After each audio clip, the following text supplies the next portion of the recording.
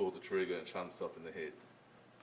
Officers called for EMS, but unfortunately the male succumbed to his injuries. A black semi-automatic pistol belonging to the suspect was recovered at the scene. The officer who fires the weapon has 2 years of service, and the second officer was a 16-year veteran. The incident was captured on both officers' body cameras. We have several witnesses who were present and are being interviewed by CID for their statements.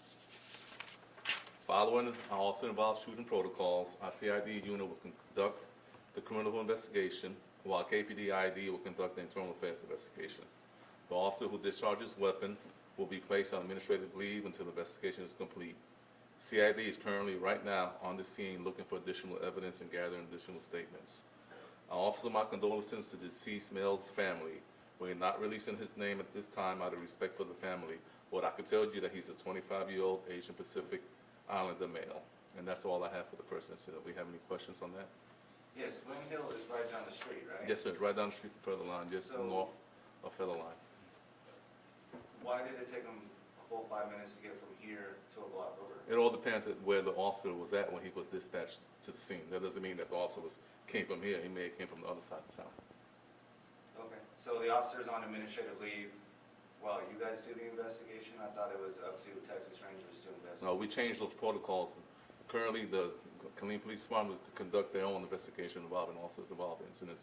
We have the experience and the professionalism to conduct our own internal investigations and the criminal investigation.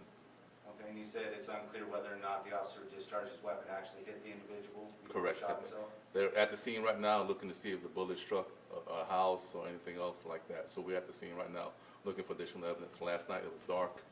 We couldn't see any bullet strikes anywhere. And obviously we didn't move or touch the deceased person because we didn't want to tamper with any potential evidence. We're going to wait for the results of the autopsy to confirm that.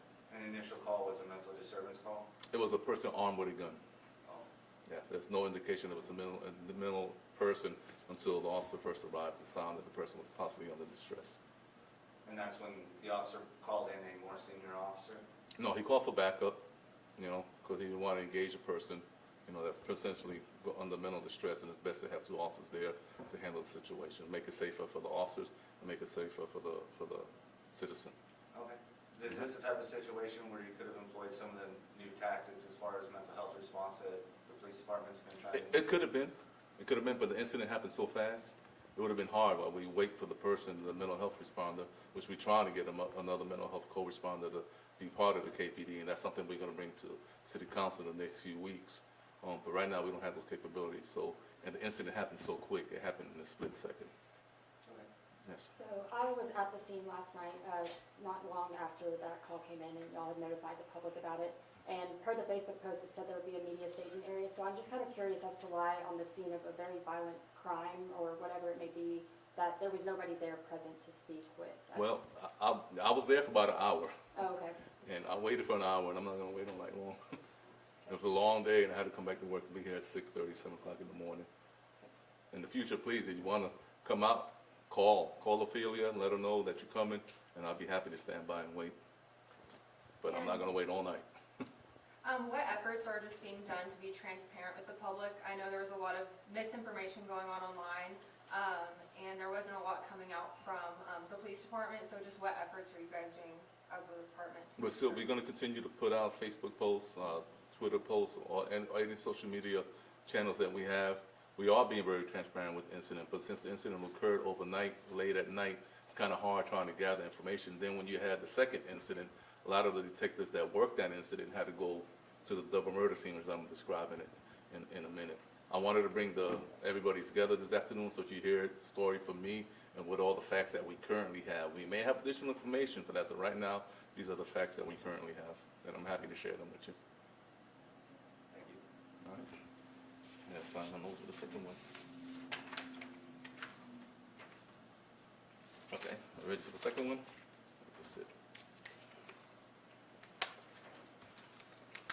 Okay, the second incident I'm briefing you on is our 10th homicide of the year.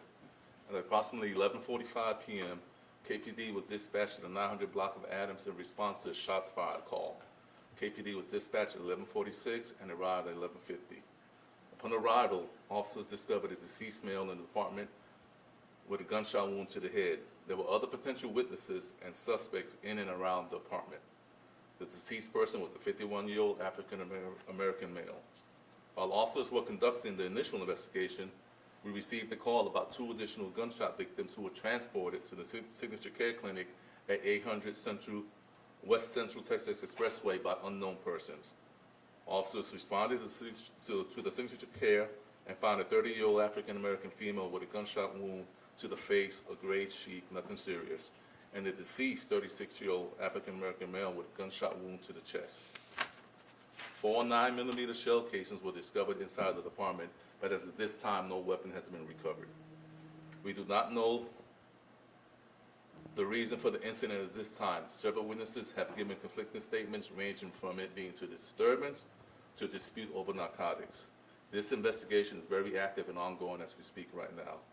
We're not releasing the names of the deceased pending notification of their families, which we have not been able to successfully contact them. We do ask the public to contact us if they have any information pertaining to this case. Please call our homicide unit at 254-501-8830 or Crime Stoppers anonymously at 254-526-8477. That's all information I currently have on the case. Like I said, we're actively investigating it. As soon as we get a lead, we're going to put it out. We want to get this person or persons in custody as soon as possible. I'm available to answer any questions. So I've previously reported from interviews with you and CID that there's an expansion in the amount of detectives. And you brought up that detectives had to leave the scene over here to go to that scene. Correct. How many detectives did you have on staff? It all depends. I don't have that number right now. It all depends on the complexity of the scene. This scene here was contained. That could be handled with 3-4 detectives. Remember, there's several tasks that detectives are doing. It's not just one person doing it. You have to gather evidence. You have to gather witness statements. We have that new live scan system. So we have several different pieces of the investigation going on at the same time. So it takes several detectives doing it. The scene at the apartment complex, the homicide, I anticipate that requires more people because you have two different active scenes going on at the same time. And we only have like 8 detectives assigned to the homicide division. All right? Okay, and do you have a person of interest in the downtown shooting? Which not the incident from last night? Yes. Not at this time. We still gather information. As soon as we get that information, we are going to put out a press release on we're looking for this person as soon as we get that information. Right now, it's unknown. That's why we ask the public to please, if they know something, reach out. We anticipate with all the witnesses that we are talking to right now to develop a suspect soon. But right now, the potential witnesses or suspects were intoxicated and they weren't given accurate statements. So we're going to go back again and get additional information from the witnesses. Okay, we don't know if this is domestic related or... And we don't have, that's all I know at this time. Okay. Actually, can I go back to the first scene that we were talking No, about? that's it, one time. No, go ahead, I'm kidding. Oh, okay, you got me there. Because I just went back and checked, and I did call Ophelia twice last night, so I'm just wondering when that call came in again, and then about the time. The first call, it came in Bell County received it at 9:09 p.m. Okay, We arrived at 9, it was dispatched at 9:12, we arrived at 9:17. okay, And I arrived at the scene right at 10 o'clock. okay, because I was just checking, I called Ophelia twice at 10:43.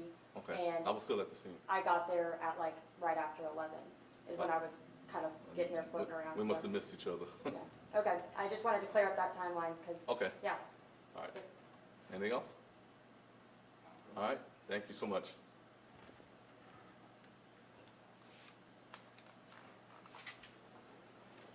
Thank you. No problem. Everything's off? Where's the watch? Okay, I'll get out your way.